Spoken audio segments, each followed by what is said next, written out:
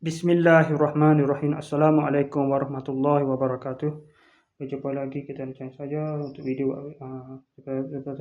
saya. Masih yang sama juga iaitu 1 Januari 2025 Masehi bersamaan dengan 11 Rejab 1447 Hijriah. Sekarang ini pukul 6.12 minit 6.14 minit petang.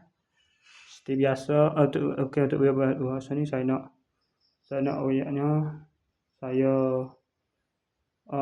saat ni ucapkan dah. Tadi ucapkan dah. Ucapkan tahun baru dah. Ni ucapkan kata-kata untuk tahun baru ni lah. Sebenarnya tahun baru ni. Ini versi kedua saya lah. Versi ucapkan tahun baru saya versi kedua. Tadi muka 5. Ni isi lah. Nak berisi sikit. Untuk tahun ni saya nak meneruskan kehidupan saya seperti biasa sebagai hobi saya lah, ikutlah. Mana hobi saya tu saya akan buat apa saja saya suka dan saya tak akan insya-Allah saya tak akan ganggu urusan orang lain. Tentang hobi orang lain tu saya tak akan ganggu dan saya minta semua orang lain jangan ganggu urusan saya. Sebab kalau saya ganggu kat saya biasalah kalau orang serai kita akan serai balik. Itu tabi'i. Hal tu memang tabi'i manusia dah.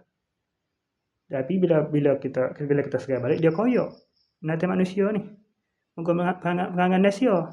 Tapi kalau jenis hak tak apa segalanya tiga suku juga. Nak orang negeri dia, biarlah. Kita buat tak tahu sudah. Insya-Allah saya akan buat tak tahu sudah. Muka dia tiga suku kan, dia tak suka kita. Kalau kita buat balas dengan dia kan, maknanya dia tu maknanya mari hak tanya rambutan tu igat kita dulu rasanya. Sebab kita orang normal ni jadi duk layak gila, kita tu lebih gila. Kalau kita layak orang gila, maknanya kita ni lebih gila pada hak gila lah. Gitulah. Okey, sekadar itu saja.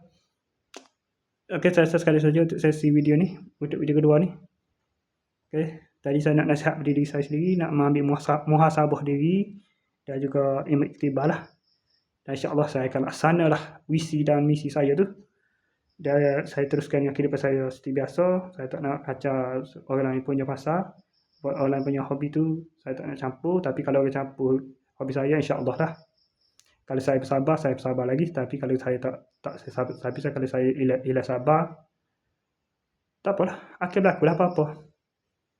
Tengok atas pertimbangan saya lah. Atas budi bicara saya lah pada waktu tu. Okey, sekadar itu saja. Assalamualaikum. Jumpa lagi. Bye.